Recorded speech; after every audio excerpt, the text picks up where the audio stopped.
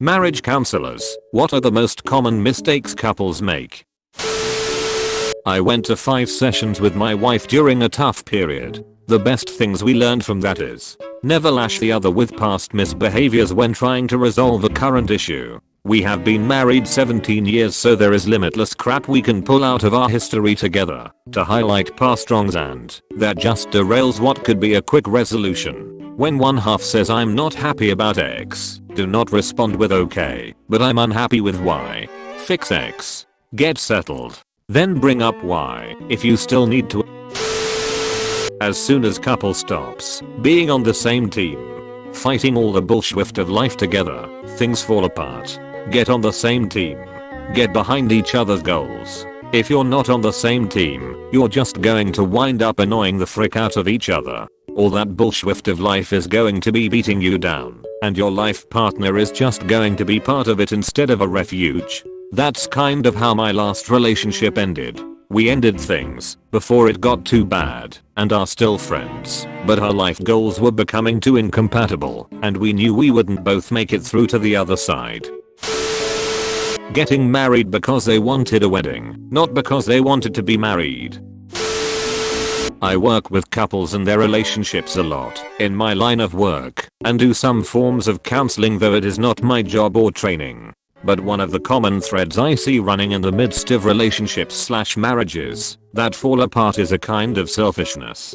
People that don't quite realize that marriage works best when you are both acting in the other's best interest and seeking their happiness more than your own. It crops up a lot, but not exclusively, in sex/intimacy. If your primary concern in sex is you are not going to build any kind of bond or intimate connection, and nor is it going to be much fun for your partner. Marriage is a lot about sacrifice, and the couples I see thriving are the ones who are each willing to make sacrifices for the other and for their family. Couples who get married thinking that the coming decades of marriage are going to be exactly like the dating or the honeymoon phase, when they face major challenges or speed bumps in their life together, have a real hard time dealing with it. But I thought I was supposed to be happy. When your significant other brings something to your attention that they need/want, don't react harshly if it's something they've refused to bring up sooner. Getting loud or defensive "why didn't you bring this up sooner?" will make them shy away from bringing things up again due to negative reinforcement/backlash. This is especially true if they've been victims of any kind of abusive relationships. Source: literally killed my marriage because I was an idiot and didn't respond in an open, non-positive way. Bro, I feel you. Lost my girl because I couldn't see that I was acting selfishly sooner. I'm just paying for my stupidity. I really love the girl and am willing to do my best for her well-being. I just realized that a little late. Not a therapist, but I read an article once that I found very useful. I can't remember the exact terms, but basically, how you react when your partner reaches out with small probes for connection. It's not necessarily big hobbies or interests, but little things throughout every day that are sort of unconscious reaches for positive feedback from your partner. For example, I see a pretty bird outside and I say "OMG, come look at this cool bird." Or "Hey, check out this song I heard that I really like." If my partner passively or blatantly rejects that, it feels bad, even if I don't always fully recognize that in the moment. Over time, those macro rejections, as I call them, start to build up, and it's why people start to feel like someone doesn't really care about them. On the flip side, even just a little bit of positive attention and sharing in a moment makes you feel so good, again even if you don't realize it. Getting up and looking at the bird is saying, "This is important to you in this moment, so it's important to me." It's basically like those other small shared experiences that build up a joint life, and if you start to neglect your partner in those small ways, you can grow distant. I try really hard now to never ignore or reject my partner's small reaches. I often don't care about the Instagram meme he wants to show me or the latest NBA news, but I'll listen or look and laugh because I want him to feel loved and appreciated. Edit. They are called emotional bids, and I found a blog post from an actual professional explaining it. Sexual incompatibility. Misunderstanding snoo-snoo as a bonding activity. When one or the other believes snoo-snoo is something one does to another, as if it was just a utility. But what do you when a couple that's sexually compatible to start with loses that compatibility? Talk. You have to talk. My marriage failed because we didn't talk. My ex said I was obsessed with snoo. The truth is she didn't find me attractive anymore. My personality has evolved and she didn't like it and didn't want me anymore. This led to me resenting her for using snoo as a weapon and things fell apart. Talk. I've been married for 10 years and my partner is an MFT. All of the suggestions in this thread are wonderful and accurate. The one thing that I want to add on to them is probably the biggest lesson that my partner and I have discovered over time. People change. You will change. They will change. It is nigh impossible to have the same relationship 2 years in that you did at the start. Don't try to hold on to it. The only way my partner and I have stayed together for as long as we have is because we were able to adapt to each other. That being said, don't try to force a relationship that's inherently dysfunctional. It's not a mark of failure for a relationship to end. Change seems scary, but the truth is you've already changed. Children. This needs more visibility. For the love of everything that is good and pure, don't bring a child into a broken marriage expecting him to be the lifesaver. It has never worked, and it will never. A child is supposed to be the consolidation of the mutual love of the couple. He arrives because the marriage is in a good place, not the other way around. I work with kids and trust me, most kids are fully aware when mom and dad are in a bad state, and he is the only reason they aren't splitting. And also I have seen the typical dumb parent who believed once the child arrived his/her partner would have a change of heart and would be a better person. Of course it didn't happen. And of course the child was caught in the middle of that crossfire. Why these people believe a child is the ultimate trump card for saving a marriage is beyond me. This is really a part of relationships. People change and one of three things happens. You change in the same direction. You change in different directions and find a new arrangement for the relationship and new personalities. You change in different directions and you don't find a new arrangement. We had some friends who got married and we tried so hard to keep them from getting married. He was immature and she was incredibly immature. She had been engaged 3 times. Each time she was dating the next person within a month of the engagement falling through. In one case it fell through less than a month before the wedding, and she was dating the new guy within a week. This is actually the 2 friends that ended up getting married. They constantly fought. I mean, constantly. I've been present when he's taking off his ring and asked if she wanted it back. Last I saw of them, they were still fighting constantly, and I'm convinced the only reason they are still married is because they are religious and don't want to be seen in a divorce or don't realize how miserable they are. I don't know if they will ever mature, but knowing each one I know that they will do so in very different directions. This is why people who have not matured should not get married. Not listening. Most people listen to respond and don't listen to hear. This is what I spend the most time teaching couples how to do. How do you do it? Maybe if you could just give me the fundamentals. I know people pay you for this knowledge. Only thing I can offer you is an upvote lol. Stop being worried about whatever cool response you think you have. Be aware when the moment happens. And listen. Expecting one person to be everything for them. You need friends, coworkers, a support system, and hobbies. Keeping secrets or lies. Failure to communicate effectively. This can be taught. The best advice I've seen online. The person you divorce is the person you married. Hacker expecting people to change who they are. Wife doing her masters in psychology and has a certificate in marriage counseling. The main mistake being the use of the word you/your or any similar words targeting the other partner in an argument. For example, you said you would do the dishes. This puts the person receiving the comment into a defensive mode and they stop listening and get defensive.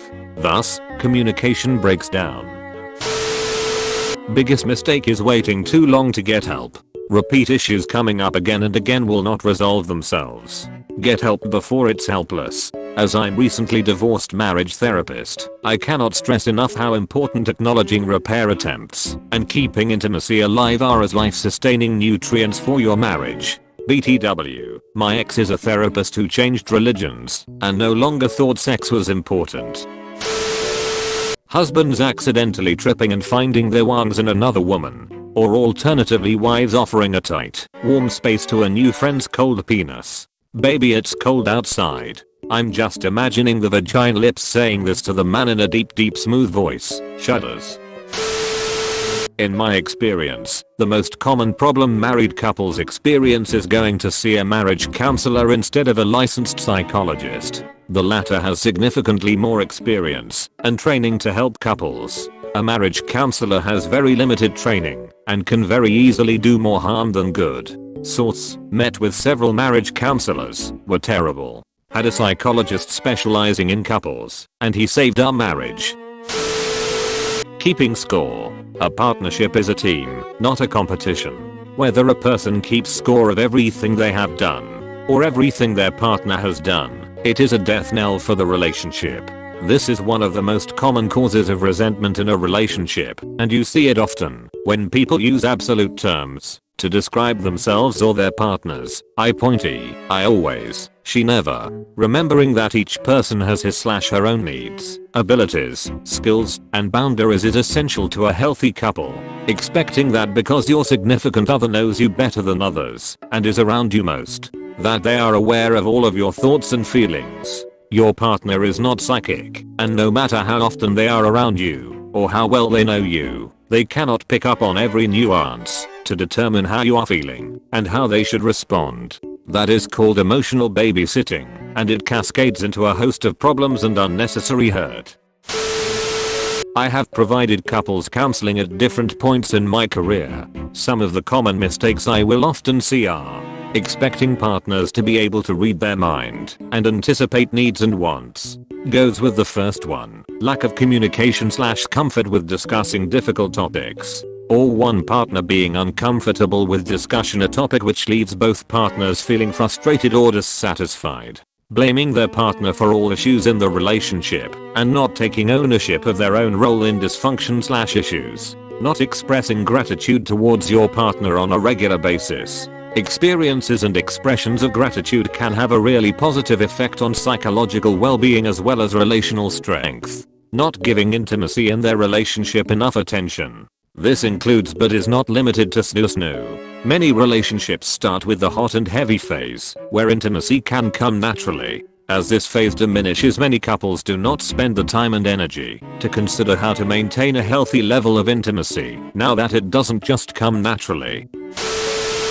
Not a marriage counselor, but this is what my husband and I do. I go to bed much earlier than him because I'm a teacher, so I have to wake up very early. Every night when I go to bed, he takes a break from what he's doing and comes and lays down with me for about 10 to 15 minutes. Sometimes I fall asleep with him there. Sometimes we just lay and talk about our day without the distractions of our phones, work, etc. And sometimes of course it turns into sex. Either way, we do this every night without fail. Even if we are upset with each other, it puts things into perspective.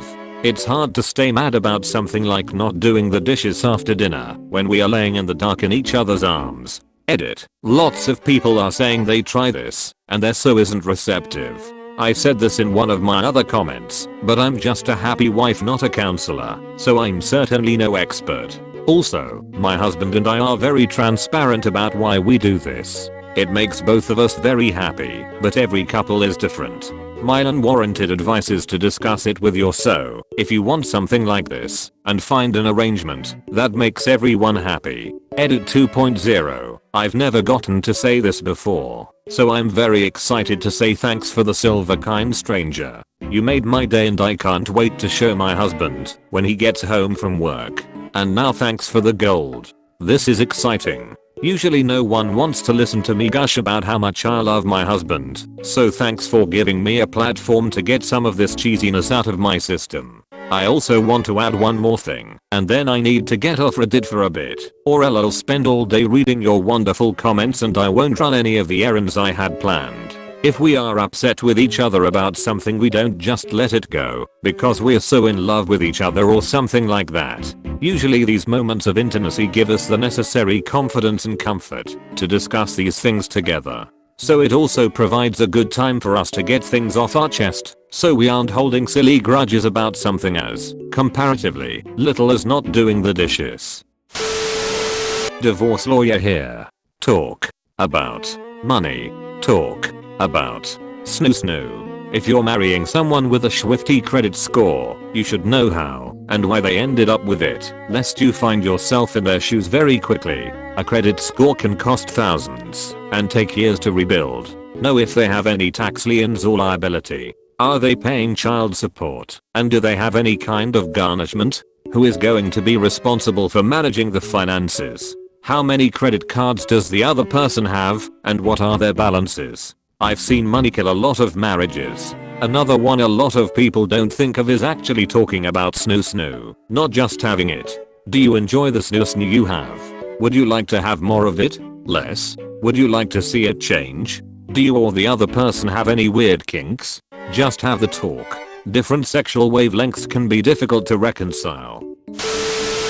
Wife has degree in marriage and family counseling. One of the bigger factors in a successful marriage are couples responding to repair attempts during argument/conflict. Rescue attempts are often little jokes or olive branches to help overcome issues and arguments. Edit. People keep asking for an example. My wife didn't buy movie tickets in advance for date night this last Sunday, and it was sold out. It sucked. She laughed and sheepishly said, "Well, at least we get to spend more time together staring longingly into each other's eyes."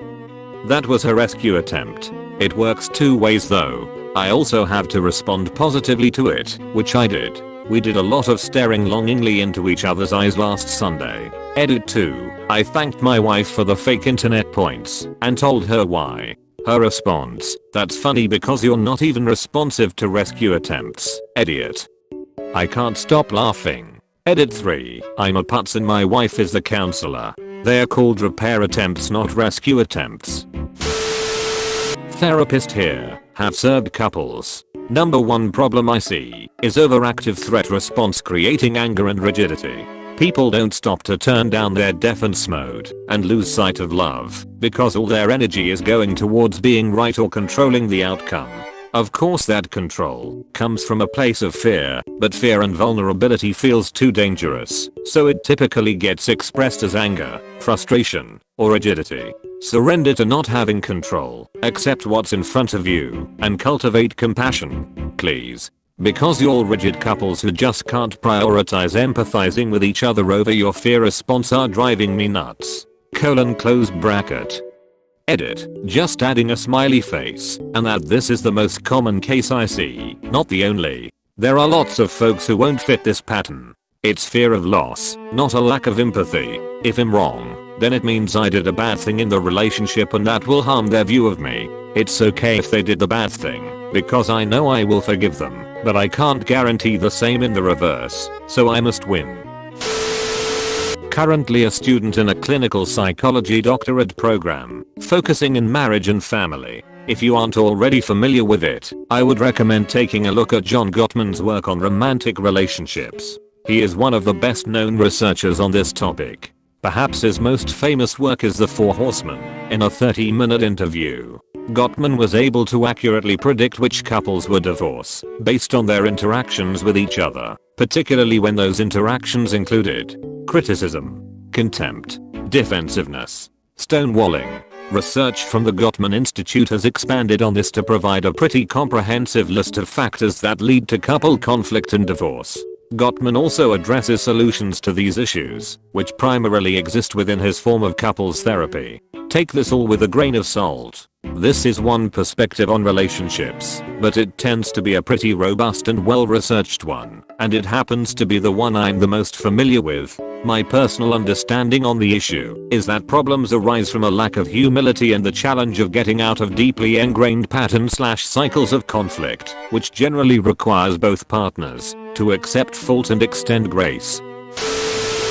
Okay guys, don't forget to hit that sub button, also ring that shiny bell, like and share too, and check out other videos in our channel.